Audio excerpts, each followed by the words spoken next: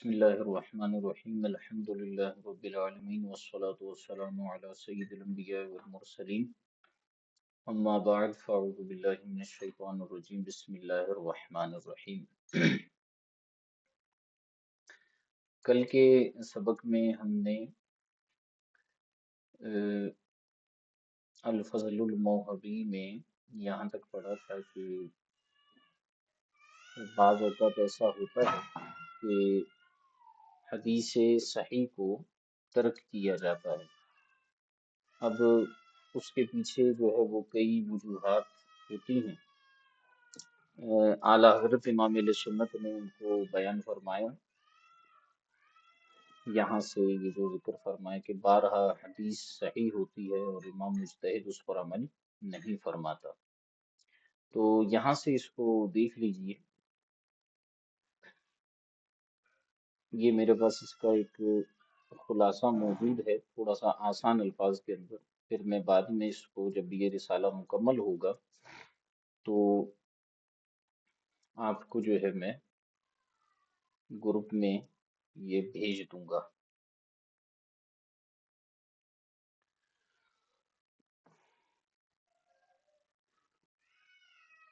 اچھا یہاں پر جو ہے وہ تھوڑا سا آسان الفاظ کے اندر اس کو بیان کیا گیا ہے. یہ دیکھیے یہاں پہ انہوں نے فرمایا کہ بہت مجتہد کے حدیث صحیح کو ترک کرنے کی وجوہ یعنی صورتیں. بہت دفعہ ایسا ہوتا ہے کہ حدیث صحیح ہوتی ہے مگر امام مجتہد اس پر عمل نہیں کرتا. اس کے کئی اسباب اور وجوہ ہوتے ہیں. ذیل میں ان کو ہم کچھ تفصیل کے ساتھ ذکر کرتے ہیں.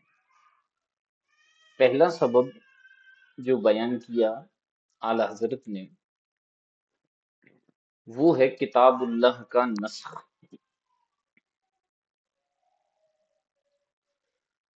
حدیث صحیح متواتر نہیں بلکہ مشہور یا عزیز یا غریب ہے اور اس پر عمل کرنے سے کتاب اللہ کا نسخ لازم آتا ہے. یعنی اس کو میں تھوڑا سا آسان کر کے آپ کے سامنے بیان کر دوں تو آپ کے لیے آسانی رہے گی کہ حدیث کی جو ہے وہ اقسام ہوتی ہیں مختلف اعتبارات سے. تو ایک تو ہمارے سامنے ہے حدیث صحیح. ٹھیک ہے، یہ ایک سمجھے کہ تقسیم جو ہے وہ مختلف ہے. ٹھیک ہے، حدیث صحیح کی. لیکن ایک تقسیم ہے حدیث متواتر، مشہور اور اسی طرح غریب. ٹھیک ہے،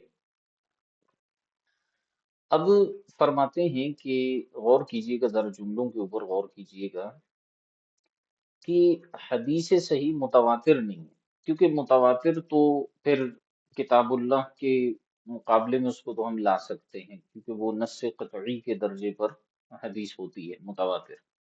حدیث متواتر اس کو کہتے ہیں کہ جس میں ہر زمانے میں راویوں کی تعداد اتنی ہو کہ جن کا جھوٹ پر متفق ہونا محال یعنی ناممکن ہوتا ہے. اس کو حدیث متواتر کہتے ہیں. ہر زمانے میں اس کے راویوں کی تعداد اتنی ہو کہ ان کا جھوٹ پر جمع ہونا جو ہے یہ ناممکن ہو، یعنی وہ جھوٹ نہ بول سکتے ہو، یہ ممکن ہی نہ ہو. ٹھیک ہے، تو اس کو ہم حدیث متواتر کہتے ہیں. تو اس سے ہم بحث نہیں کر رہے بلکہ ہم اس حدیث صحیح سے بات کر رہے ہیں جو کہ مشہور یا عزیز یا غریب ہے. حدیث مشہور اس کو کہتے ہیں جو کہ متواتر سے کم درجے کی ہو، اور پھر جو ہے عزیز جو مشہور سے کم درجے کی ہو، غریب جو کہ عزیز سے بھی کم درجے کی ہو. فرماتے ہیں اور سندن وہ ہو صحیح کیونکہ متواتر، مشہور یا عزیز یا غریب کے اندر جو ہے ہم دیکھتے ہیں راویوں کی تعداد کو. ٹھیک ہے، تو اس کو بھی میں آپ کے سامنے بیان کر دوں کہ اس میں ہم کس چیز کو دیکھتے ہیں.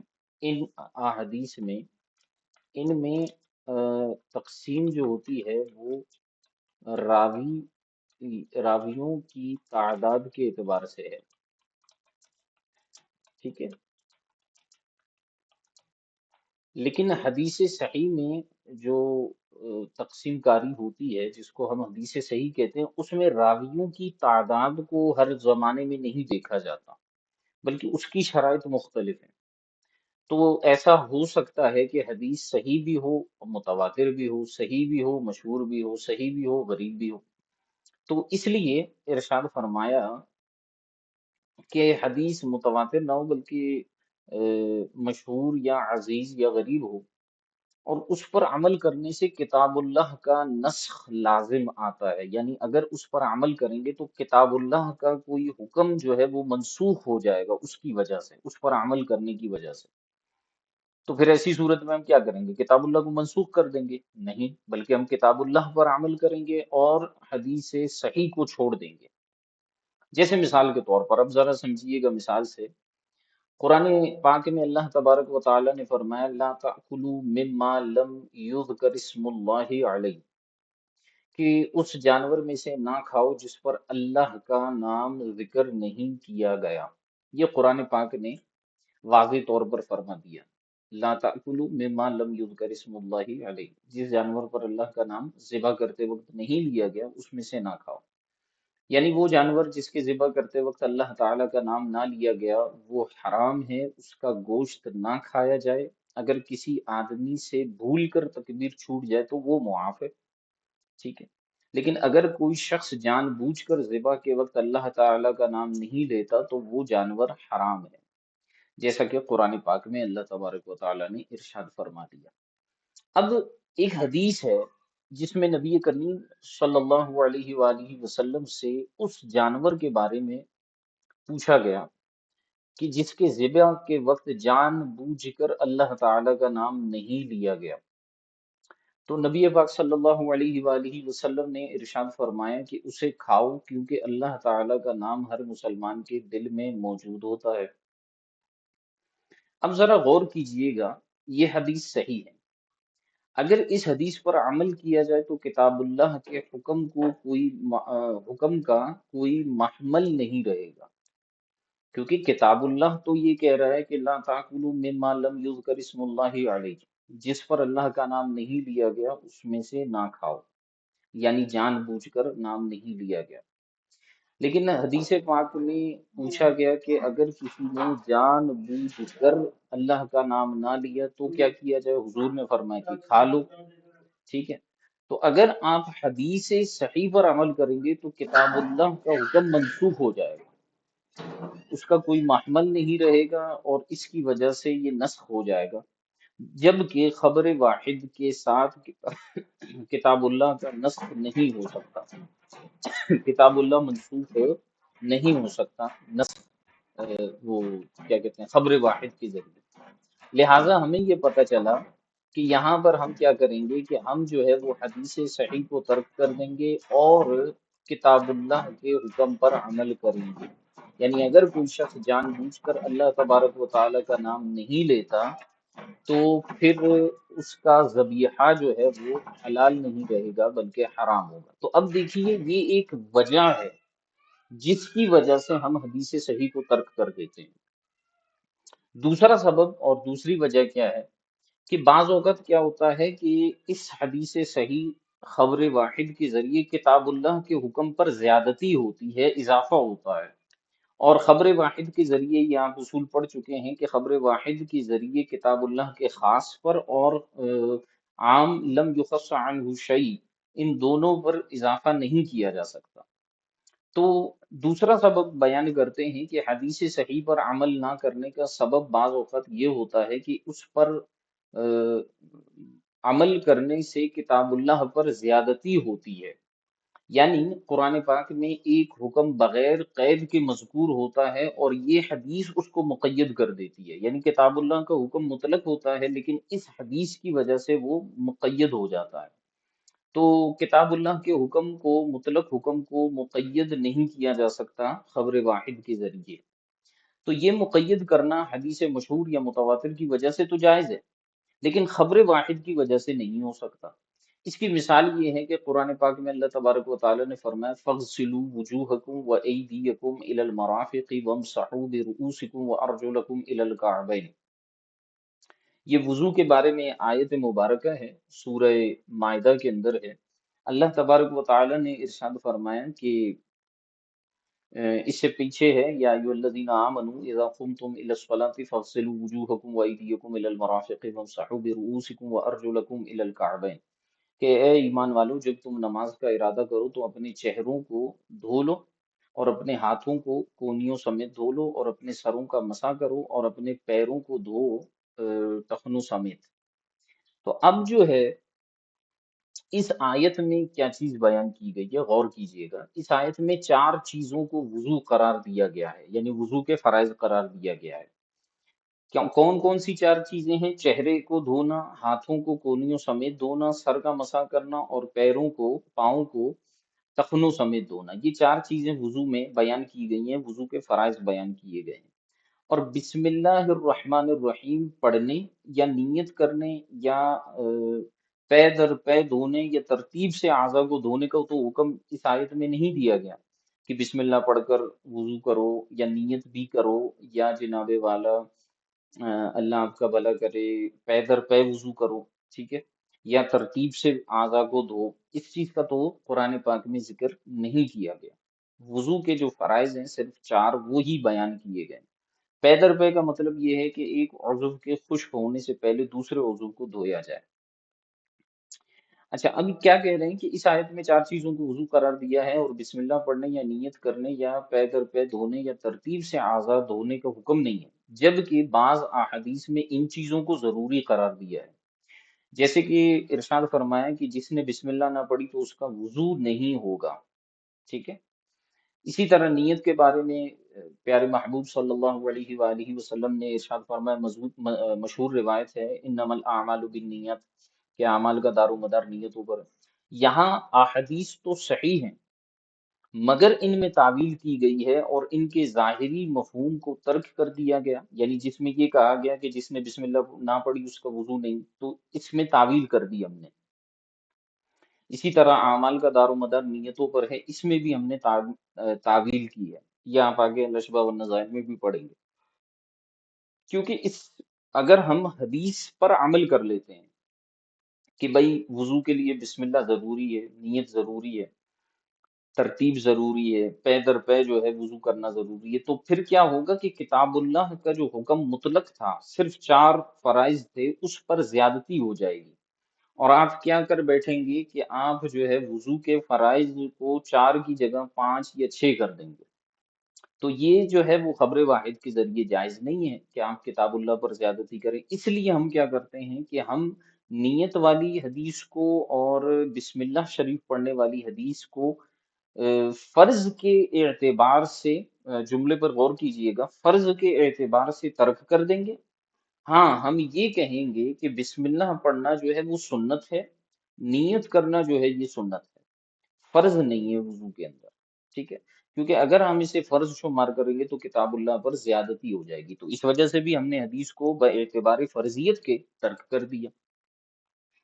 تیسری وجہ جس کی وجہ سے ہم حدیث صحیح کو چھوڑ دیتے ہیں وہ یہ ہے کہ روایتوں کی غیر مناسب قلت۔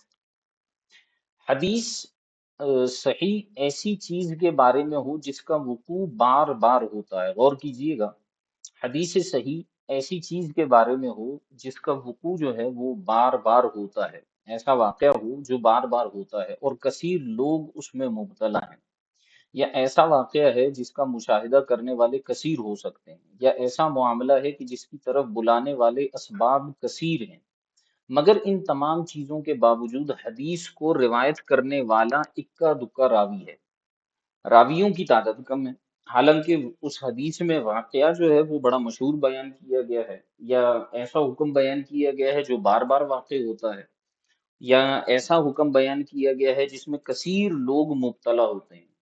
لیکن اگر آپ حدیث کو دیکھیں گے ہے تو صحیح، لیکن روایت کرنے والے بہت کم ہیں، اس کے اندر راوی جو ہے وہ چند ایک ہیں، جیسے نبی کریم صلی اللہ علیہ وسلم سے سننے والے جو ہے وہ صحابی ایک دو ہیں، حالانکہ وہ بڑا مشہور واقعہ ہے۔ تو ایسی صورت میں ہمیں یوں لگتا ہے کہ یہاں پر کوئی نہ کوئی ایسا معاملہ ہے کہ یہ حدیث جو ہے وہ قابل عمل نہیں ہے۔ تو اسی حوالے سے انہوں نے ارشاد فرمایا کہ مگر ان تمام چیزوں کے باوجود حدیث صحیح کو روایت کرنے والا اکا دکا راوی ہے، حالانکہ جب معاملہ اتنا عام ہے تو روایت کرنے والے بھی کثیر ہونے چاہیے تھے۔ تو اس امر کے پیش نظر مجتہد جو ہوتا ہے وہ حدیث کو ترک کر دیتا ہے کہ واقعہ اتنا مشہور ہے لیکن راوی کیوں اتنے کم ہیں، یہ کوئی اس کے اندر علت ہے، اس وجہ سے وہ حدیث کو ترک کر دیتے ہیں اور حدیث کے مقابلے میں پھر قیاس یا دیگر معاملات پر عمل کیا جاتا ہے۔ یہ ہو گیا تیسرا سبب۔ اب ہے چوتھا سبب۔ چوتھا سبب کیا ہے؟ چوتھا سبب یہ ہے کہ نسخ کا تکرار ہونا۔ کبھی حدیث کو مجتہد اس وجہ سے بھی ترک کر دیتا ہے کہ اس حدیث سے نسخ کا تکرار لازم آتا ہے۔ یعنی ایک چیز مثلا پہلے ممنوع تھی، پھر اسے جائز قرار دیا گیا، اور اب ایسی حدیث صحیح پائی گئی جو اس جواز کو پھر ختم کر دے، تو یہ نسخ کا تکرار ہے، اس وجہ سے بھی مجتہد حدیث صحیح کو ترک کر دیتا ہے۔ یعنی مثال کے طور پر کوئی ایسا معاملہ تھا کہ جس کو منع کیا گیا تھا، روکا گیا تھا، پھر جو ہے کتاب اللہ کی وجہ سے جو ہے کسی آیت کی وجہ سے اس ممنوع چیز کو جائز قرار دیا گیا، لیکن اب حدیث کو اگر دیکھیں گے تو پھر وہی جائز چیز کو دوبارہ ممنوع کیا جا رہا ہے، تو اس کو کہتے ہیں تکرار نسخ، نسخ کا تکرار ہونا۔ تو جہاں پر تکرار نسخ پایا جاتا ہے تو مجتہد کیا کر دیتا ہے کہ تکرار نسخ کو روکنے کے لیے اس حدیث صحیح پر عمل کو ترک کر دیتا ہے، چھوڑ دیتا ہے، اس وجہ سے بھی حدیث صحیح کو چھوڑ دیتے ہیں۔ پانچویں وجہ کیا ہے؟ دو صحیح احادیث میں تعارض ہو جاتا ہے۔ یہ بہت مشہور جو ہے وہ معاملہ ہوتا ہے اور اکثر اس کا وقوع ہوتا ہے، جس کی وجہ سے ہم کیا کرتے ہیں کہ حدیث صحیح کو چھوڑ دیتے ہیں۔ کبھی کیا ہوتا ہے حدیث صحیح کو اس وجہ سے ترک کر دیا جاتا ہے کہ اس کے مقابلے میں دوسری حدیث موجود ہوتی ہے، دو حدیثیں صحیح آ جاتی ہیں، اب ایک پر عمل کرو گے تو دوسری جو ہے وہ متروک ہو جائے گی، دوسری حدیث ترک ہو جائے گی، دوسری کو چھوڑ دو گے تو یہ دوسری پر عمل کرو گے تو یہ پہلی والی متروک ہو جائے گی۔ تو اس حوالے سے فرماتے ہیں کہ کبھی حدیث صحیح کو اس وجہ سے ترک کر دیا جاتا ہے کہ اس کے مقابلے میں دوسری حدیث موجود ہوتی ہے اور دو متعارض حدیثوں میں سے ایک کو دوسرے پر ترجیح دینے کے اصولوں میں سے کوئی اصول ایک حدیث کو دوسری پر ترجیح دیتا ہے، تو راجح پر عمل کیا جاتا ہے اور مرجوح کو ترک کر دیا جاتا ہے۔ ہوتی دونوں صحیح ہیں، لیکن جب تعارض ہو جاتا ہے تو پھر ایک کو ترک کیا جاتا ہے، ایک پر عمل کیا جاتا ہے۔ اب تعارض کی کئی صورتیں ہوتی ہیں، وہ ہم آگے بھی پڑھیں گے، لیکن تعارض میں مشہور جو صورتیں ہیں وہ یہ ہیں تقدم اور تاخر ہونا۔ مثال کے طور پر ایک حدیث پہلے ہوتی ہے، دوسری حدیث بعد میں ہوتی ہے۔ اب رفع یدین والی صورت حال کو اگر آپ دیکھیں گے تو رفع یدین والی صورت میں جو ہے وہ ہمارے بعض علماء جو رفع یدین والی حدیثیں ہیں ان کو ضعیف بھی کہتے ہیں، اور اگر آپ ان کو ضعیف نہ بھی کہیں، صحیح بھی مانیں، تو رفع یدین والی حدیثیں بھی صحیح اور ترک رفع یدین والی حدیثیں بھی صحیح۔ اب ایک پر عمل کرو گے تو دوسری جو ہے وہ متروک ہو جائے گی، دوسری پر عمل کرو گے تو پہلی متروک ہوگی۔ تو اب ہم دیکھیں گے کہ ان حدیثوں میں کس پر عمل کیا جائے، رفع یدین یا ترک رفع یدین۔ تو ہم غور کرتے ہیں، ہمیں معلوم ہوتا ہے تقدم اور تاخر یہاں پایا جاتا ہے کہ نبی کریم صلی اللہ علیہ وآلہ وسلم نے ابتدائے اسلام کے زمانے میں جو ہے وہ رفع یدین فرمایا، لیکن بعد میں نبی کریم صلی اللہ علیہ وسلم نے رفع یدین کو ترک کر دیا۔ تو احناف کا ایک بہت بڑا اصول ہے کہ حضور علیہ الصلوۃ والسلام کی حیات ظاہری کے ان اعمال پر ہم عمل کرتے ہیں جو آخری عمر کے اعمال ہوں، یعنی بعد والے اعمال ہوں، ٹھیک ہے؟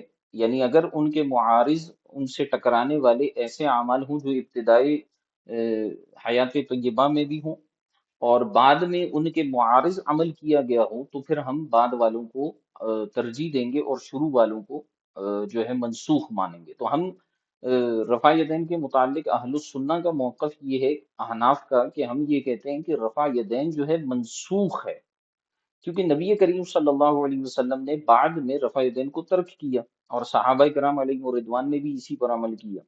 اور وہ جو مشہور روایت ہے غالباً مسلم شریف کی ہے، ما لی اراکم ترفعون ایدیکم کأنہا اذناب الخیل الشمس، کہ حضور علیہ الصلوۃ والسلام نے صحابہ کرام میں سے بعض کو دیکھا کہ وہ نماز میں رفع یدین کر رہے تھے، تو آپ نے فرمایا کہ میں تمہیں کیا ہو گیا ہے کہ میں تمہیں دیکھتا ہوں کہ تم نمازوں میں اپنے ہاتھوں کو بار بار ایسے بلند کرتے ہو جیسے یہ جو ہے سرکش گھوڑے کے دم ہوں۔ تو اس کے بعد پھر آپ نے فرمایا کہ نماز کے اندر جو ہے وہ سکون اختیار کرو، یعنی ہاتھوں کو بلند نہ کیا کرو۔ اب وہ پچھلے دنوں میں جو ہے وہ دیکھ رہا تھا اس کو، کیا نام ہے اس کا، انجینئر کو، تو یہ کہہ رہا تھا کہ جی میں رفع یدین بھی کرتا ہوں اور ترک کے رفع یدین بھی کرتا ہوں۔ اچھا، بعض نمازوں میں میں جو ہے وہ ہاتھوں کو چھوڑ کر پڑھتا ہوں، اور بعض نمازوں میں جو ہے وہ ہاتھوں کو باندھ کر نماز پڑھتا ہوں، کیونکہ دونوں روایتیں ثابت ہیں، اور اسی طرح جو ہے وہ رفع یدین ثابت ہے۔ تو ان کو یہی جواب ہے۔ اسی طرح غامدی نے بھی یہی بات کہی تھی کچھ عرصے پہلے، اس کی ایک ویڈیو میں نے دیکھی تھی کہ اس نے کہا کہ بھائی کوئی رفع یدین کرے تو بھی مسئلہ نہیں ہے، نہ کرے تو بھی مسئلہ نہیں ہے۔ تو اس کا جواب احناف کی طرف سے یہی ہے کہ بھائی جب دو حدیثیں صحیح آ جاتی ہیں تو ان میں جب تعارض آ جائے تو پھر ہم ایک کو ترک کر دیتے ہیں، دوسرے پر عمل کرتے ہیں۔ اور ترک کرنے میں ہم جو ہے وہ ایک صورتحال یہ بھی ہوتی ہے کہ ہم تقدم اور تاخر کو دیکھتے ہیں کہ پہلے کون سی روایت ہے اور بعد میں کون سی روایت ہے، جو بعد والی روایت ہوگی ہم اس پر عمل کریں گے۔ اسی طرح جو ہے وہ نبی کریم صلی اللہ علیہ وآلہ وسلم شروع میں جو ہے وہ مزارات یعنی قبروں پر حاضری کو جو ہے وہ منع فرمایا کرتے تھے، لیکن بعد میں نبی کریم صلی اللہ علیہ وسلم نے اس کی اجازت جو ہے وہ عطا فرمائی دی تھی۔ روایت کے الفاظ یہ ہیں کہ انی نہیتکم عن زیارت القبور الا فزورها، کہ میں تمہیں پہلے روکا کرتا تھا قبروں پر جانے سے، لیکن اب میں یہ کہتا ہوں کہ ان پر جایا کرو۔ اور بعض روایتوں میں یہ بھی الفاظ پائے جاتے ہیں کہ قبروں کی زیارت کرنے سے جو ہے دل وغیرہ نرم ہوتے ہیں اور آخرت کی جو ہے وہ یاد تازہ ہو جاتی ہے۔ تو ہمیں ان احادیث سے یہ پتہ چل رہا ہے کہ پیارے محبوب صلی اللہ علیہ وسلم نے بعد میں جو عمل کیا اس کو زیادہ ترجیح حاصل ہوگی۔ تو آج یہ ہم نے 5 اسباب اس کے دیکھے، یہ 18 وجوہ ہیں، 18 اسباب ہیں، مزید بھی ہم اس کے اسباب جو ہیں وہ دیکھیں گے۔ تو دورائی کے طور پر دیکھ لیجئے کہ پہلا سبب یہ ہے کہ کتاب اللہ کا نسخ، اگر ہم حدیث صحیح پر عمل کریں گے تو کتاب اللہ کا نسخ لازم آ جاتا ہے۔ دوسرا سبب یہ ہے کہ اگر ہم حدیث صحیح پر عمل کریں گے تو اس کی وجہ سے کتاب اللہ پر اضافہ ہو جاتا ہے۔ تیسری وجہ یہ تھی کہ روایتوں کی غیر مناسب قلت ہوتی ہے، یعنی واقعہ بڑا مشہور ہوتا ہے لیکن راوی جو ہے بڑے کم ہوتے ہیں، تو اس وجہ سے مجتہد دیکھتا ہے کہ اس روایت کو جو ہے وہ صحیح قرار نہ دیا جائے اور اس پر عمل نہ کیا جائے۔ اور اسی طرح چوتھی وجہ یہ تھی کہ نسخ کا تکرار ہوتا ہے کہ ایک چیز پہلے ممنوع ہو پھر جائز ہو پھر حدیث کی وجہ سے ممنوع ہو، تو بار بار یہ نہیں کیا جاتا۔ اور پانچواں سبب ہم نے یہ پڑھا کہ دو صحیح احادیث مبارکہ میں تعارض ہوتا ہے، تو جب تعارض ہوگا تو پھر ہم جو ہے ایک کو ترک کر دیں گے اور ایک پر عمل کریں گے۔ کوئی سوال اگر اس کے متعلق ہے تو ارشاد فرما دیں۔ یہ رفع یدین کے متعلق حکم کیا ہے ہم آناف کے نزدیک؟ جو رفع یدین کرتا ہے یہ اس کو خلاف سنت کہیں گے یا کیا کہیں گے؟ اور دوسری بات یہ ہے کہ آج کل مساجد کے اندر یہ اکثر لڑکے کر رہے ہوتے ہیں، تو کیا ان کو منع کریں گے یا نہیں کریں گے؟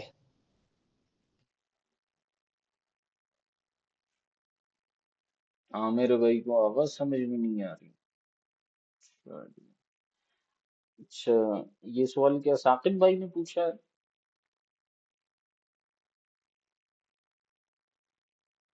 سوال کنہوں نے پوچھا تھا جی ابھی؟ سہیب عرض کر رہا ہوں۔ اچھا، سہیب بھائی، سہیب بھائی بات یہ ہے کہ احناف کا موقف یہ ہے جیسے میں نے عرض کیا ہے کہ رفع یدین منسوخ ہے، ہم اس کو ناجائز نہیں کہتے، ہم اس کو کہتے ہیں منسوخ ہے۔ سیدی اعلیٰ حضرت رحمت اللہ تعالی علیہ سے جب رفع یدین کے متعلق سوال ہوا تو آپ نے یہ فرمایا کہ اگر کوئی اپنے مجتہد یعنی امام کی تقلید میں رفع یدین کرتا ہے تو بالکل درست ہے، وہ سنت پر عمل کرتا ہے، ہم اسے برا نہیں کہیں گے۔ ہاں، یہ جو وہابیہ اہل حدیث ہیں یہ کیا کرتے ہیں، غیر مقلدین اہل حدیث تو میں ان کو نہیں کہوں گا، غیر مقلدین وہابیہ جو ہیں یہ احناف اور دیگر ائمہ کو سب و شتم کرتے ہوئے رفع یدین کو ایسے بیان کرتے ہیں جیسے یہ کوئی جو ہے فرض و واجب ہے. یعنی اگر ہم رفع یدین کو درست بھی مان لیں تو بھی زیادہ سے زیادہ اس کا حکم یہ ہوگا کہ یہ سنت یا مستحب کے درجے پر ہوگا. یہ فرض و واجب تو ہے نہیں نماز کے اندر. لیکن روایات کو دیکھنے کے اعتبار سے اگر آپ احناف کا موقف پوچھتے ہیں تو احناف کا موقف یہ ہے کہ رفع یدین منسوخ ہے. نبی کریم صلی اللہ علیہ وسلم رفع یدین فرمایا کرتے تھے، لیکن بعد میں آپ نے رفع یدین کو ترک کیا. اور جو اجلہ صحابہ کرام علیہم الرضوان ہیں ان کا بھی اسی پر عمل ہے کہ انہوں نے بھی رفع یدین کو ترک کیا.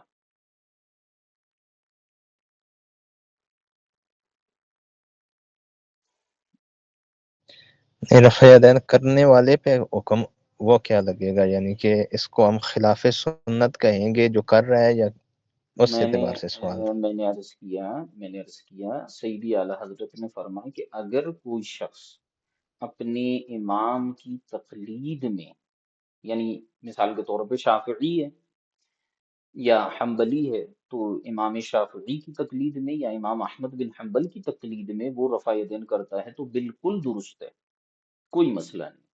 لیکن کوئی شخص اپنے آپ کو حنفی کہتا ہے اور رفع یدین کرتا ہے تو پھر ہم کہیں گے کہ یہ خلاف مذہب عمل کر رہا ہے، درست عمل نہیں کر رہا، تو ہم اس کی اصلاح کر رہے ہیں اور ہم اس کو کہیں گے کہ یہ خاطی ہے، خطا کرنے والا ہے. اس کو فاسق فاجر نہیں کہیں گے.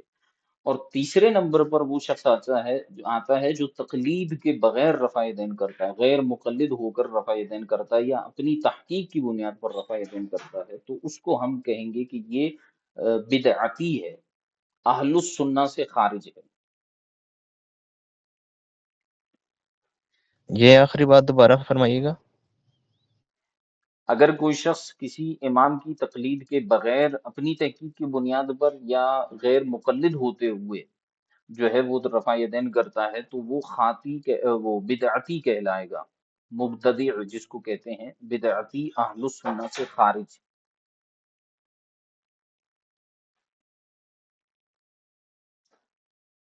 سمجھ میں آئی شعیب بھائی؟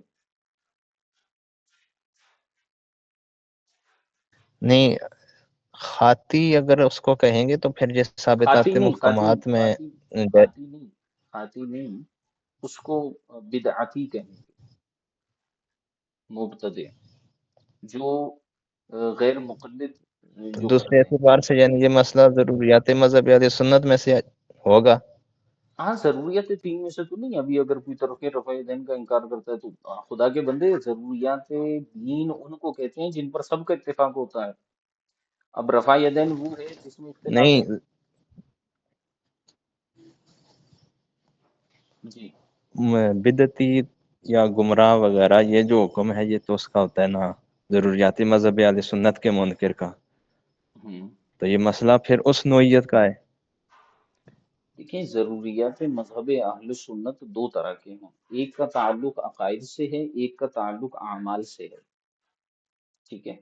یہاں پر ہم اس کو جو بدعتی کہہ رہے ہیں وہ اس حیثیت سے کہہ رہے ہیں، اب ذرا سمجھیے گا بات کو، کہ وہ تقلید کا انکار کرتے ہوئے، کسی امام کا انکار کرتے ہوئے اس کے بغض میں وہ رفع یدین کر رہا ہے، تو اب آپ اس کو کیا کہیں گے کہ وہ اہل سنت میں سے ہے؟ اہل السنہ کا طریقہ کار تو یہ ہے کہ وہ تقلید کو مانتے ہیں. تقلید جو ہے وہ اہم ترین بحث ہے اہل السنہ کے، جو ہے وہ کتب کے اندر بیان کیا گیا اس کو. وہ تقلید کا منکر ہوتے ہوئے جو ہے وہ کیا کہتے ہیں، رفع یدین کو ثابت مان رہا جی ہے. کلیئر ہے؟ جی جی صحیح ہے. جزاک اللہ خیرہ. نہیں ہے کلیئر تو بتاؤ، مسئلہ نہیں ہے بھائی.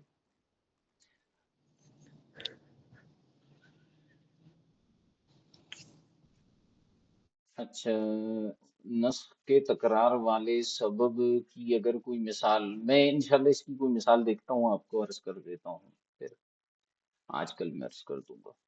اچھا، کتاب اللہ کا نسخ خبر واحد کے ساتھ نہیں ہو سکتا، تو عرض یہ ہے کہ خبر واحد سے کیا مراد ہے، مشہور یا عزیز یا غریب؟ ہاں، زبردست. اس کا میں جواب دیتا ہوں. اچھا، دوسری عرض یہ ہے کہ وہ حدیث سے جس میں جان بوجھ کر نام نہ لیے گئے جانور کو کھانے کا حکم ہے، وہ حدیث کون سی ہے؟ مشہور ہے یا عزیز ہے یا غریب ہے؟ اچھا، مسئلہ یہ ہے، یہ ویسے گفتگو تو طویل ہو جائے گی لیکن میں مختصراً عرض کروں، دونوں سوال آپ کے اسی نوعیت کے لگ رہے ہیں منصور بھائی۔ بات یہ ہے کہ اصول حدیث کے اعتبار سے جو اخبار کی تقسیم ہوتی ہے نا وہ مختلف ہوتی ہے۔ اصول حدیث کے اعتبار سے خبر واحد جو ہے وہ ہم اس کو کہتے ہیں جو متواتر نہ ہو، مشہور، عزیز، غریب، یہ سارے کے سارے خبر واحد میں شمار ہوتے ہیں۔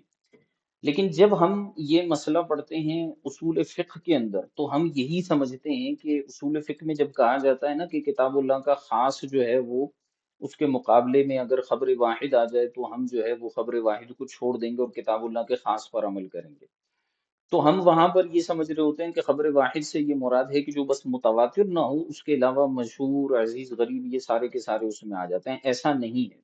اصول حدیث کے اعتبار سے خبر کی تین قسمیں ہیں: خبر متواتر نمبر ایک، نمبر دو خبر مشہور، اور نمبر تین خبر واحد۔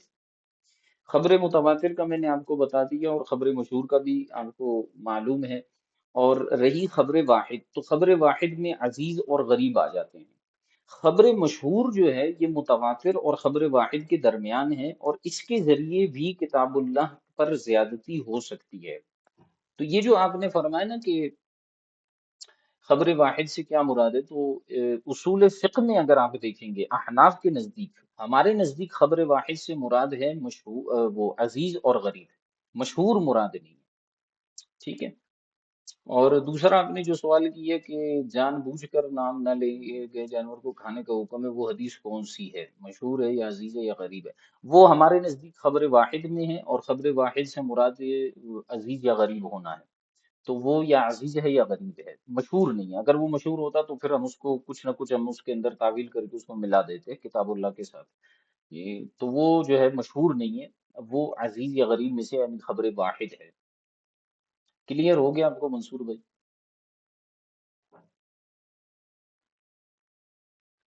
یہ اصول حدیث اور اصول فقہ میں جو ہے وہ حدیث کی تقسیم کاری ہوتی ہے، یہ انشاءاللہ الکریم جب ہم اصول فقہ پڑھیں گے نا تو اس میں آپ کو میں موضوع میں یہ بات دوبارہ عرض کر دوں گا، ابھی کے لیے بھی میں نے آپ کو یہ تقسیم کاری عرض کر دی کہ اس میں فرق ہے۔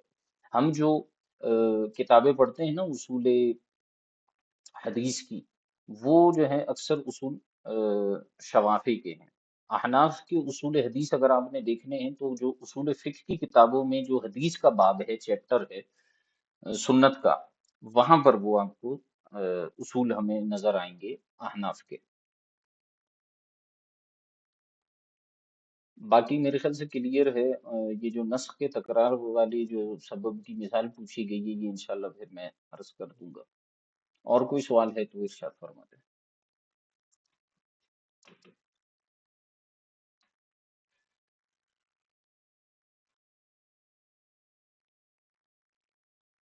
اور کوئی سوال؟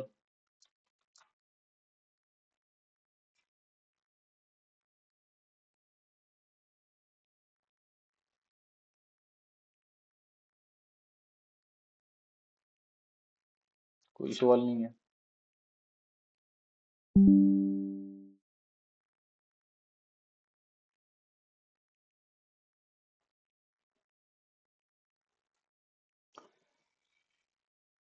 چلیں اس کو دیکھ لیجئے گا اچھی طرح سے، غور و فکر اس میں کیجئے گا انشاءاللہ کریم۔ اگر کوئی مسئلہ ہو، کوئی سوال ہو تو وہ آپ بعد میں پوچھ لیجئے گا، انشاءاللہ میں عرض کر دوں گا۔ جزاکم اللہ تعالی خیر کثیرا۔ السلام علیکم ورحمۃ اللہ تعالی وبرکاتہ۔